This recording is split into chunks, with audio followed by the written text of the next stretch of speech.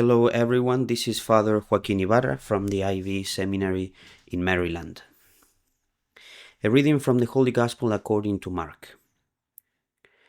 Jesus went out along the sea, and all the crowd came to him, and he taught them. As he passed by, he saw Levi, son of Alphaeus, sitting at the custom post. And Jesus said to him, "Follow me." And he got up and followed Jesus. While he was at table in his house, many tax collectors and sinners sat with Jesus and his disciples, for there were many who followed him.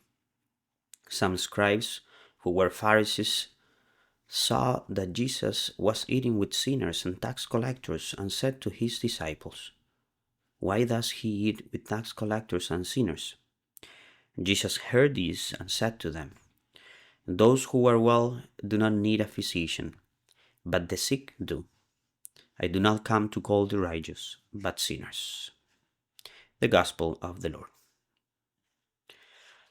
In today's Gospel, we see the calling of Matthew the Apostle, who was a tax collector, and at the words of Jesus, "Follow me," he left everything behind and followed Jesus.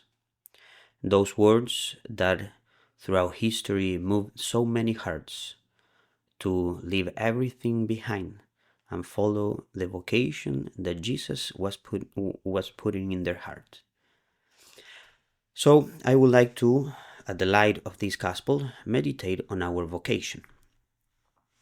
First of all, on vocation, on that following of Jesus, especially the religious and priestly vocation, we have to understand it as a call from God. Vocation, as we know, comes from the Latin word vocare, which means to call. Is God calling us? Is Him choosing us? And we answering to that call. He calls because He wants, not because He needs, but because, if we think on it, He is God, He is all powerful, and He can do everything by Himself. But He wants to call some people to help Him in His work, in His mission. He wants people close to Him. And who can be closer than somebody helping you in the work and in your mission? That's what He wants. He is still calling many souls, many people, many young men and women to follow Him closely. "Come after me, and I will make you fishers of men," Jesus said to the apostles. And they all followed Him. He even said to them, "I no longer call you slaves, I have called you friends, because I have told you everything I have heard from my Father." They become friends of Jesus. They are close to Him.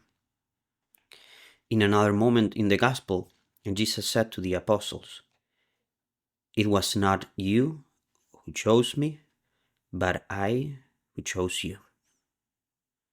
Because it's Him having that initiative. It's His will that we follow. That's why our answer, it should always be with those beautiful words that we find in the scriptures. "Here I am, God, for you have called me." So then we can ask ourselves, is everyone called to this? Not everyone, of course, not everyone, but many. Many are called by God to follow Him. A priest and Father Busutil, he wrote this: "Many, and not only many, but a lot, are the young men called to religious life, but only few know that they have been called, and even less follow the call." Yes, that's a reality nowadays. God is calling, and He's calling many and a lot of people, a lot of young men and women. Only few know that they are being called, and even less follow that call. How is this call? How is this vocation? What the soul perceives and feels in his heart? Well, that's something impossible to describe because God calls personally to the person, and to each person calls in a different way. So it's impossible to determine with exactitude how God calls each person because it's a personal relationship with God. That's why it is discovered in prayer, in discernment, in that union with Jesus. But we can read the words of St. John Bosco, who said, "Those who, in their heart, feel the desire to embrace this state of perfection and holiness, which is religious life, may believe without any doubt that such desire comes from heaven, because it is too generous and well above natural sentiments." So don't ignore or silence those God desires, those desires that only God can put on our heart. Ask, of course, for a good advice, confessor, spiritual director. God may be calling you. So it's something great, it's something huge that we cannot put aside, but it's something that we have to care about, something that we have to discern, something that we have to answer. But how is this answer? Well, the answer, it has to be following the example of the apostles. Beautiful example, heroic example that we see in the Gospels. Peter and Andrew, the Gospel says that at once they left their nets and followed him. They wait for nothing.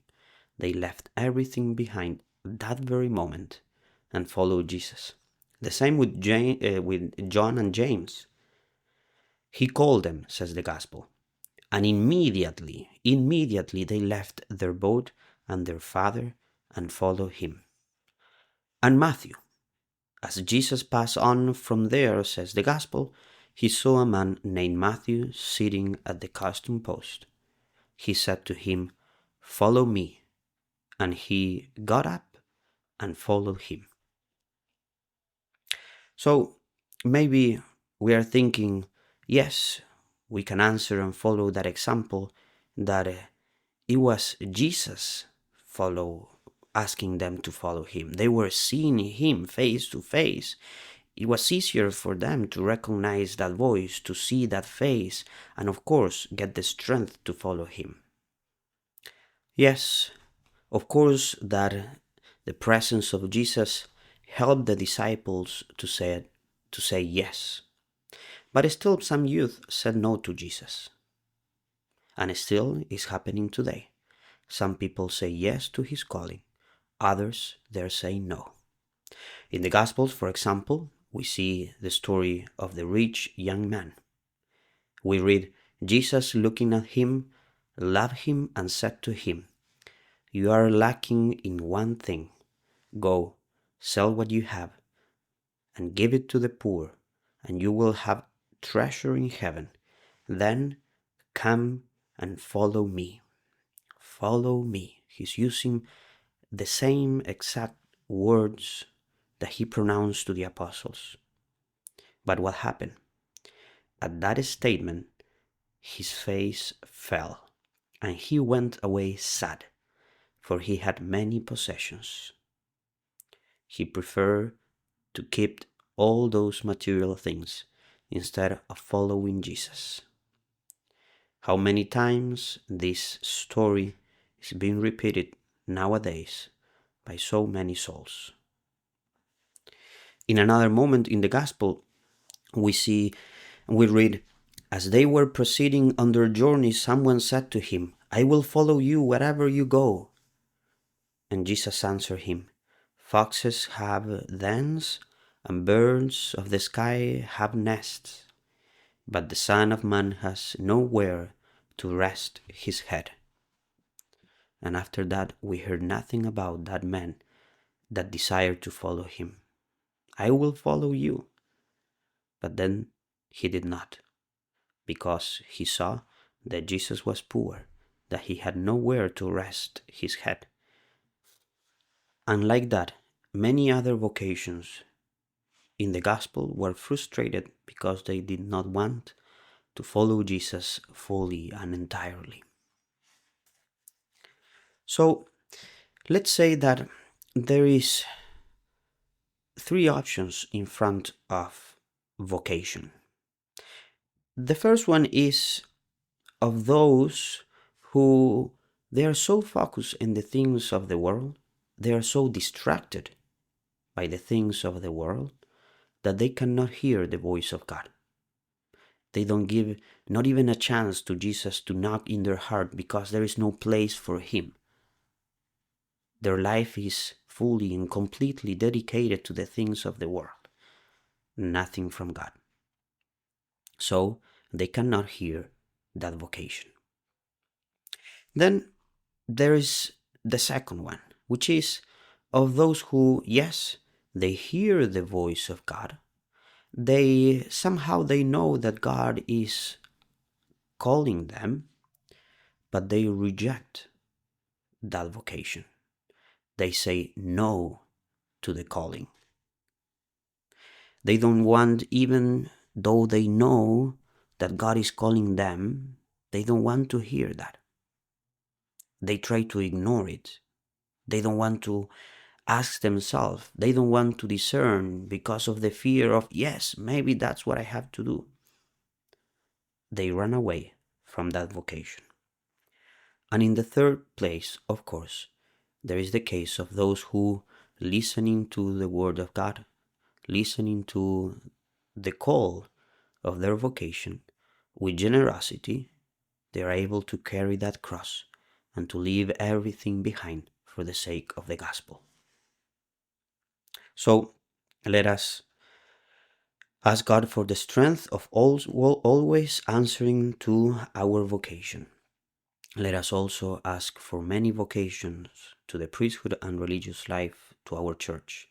So the word of God, so the gospel and the grace that comes through the sacraments may arrive to all men and women nowadays.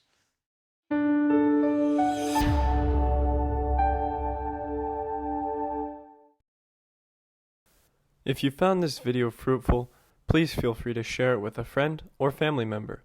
Or if you would like to learn more about our missionary priests throughout the world and how to support them, please visit iveamerica.org. Thank you for watching, and God bless.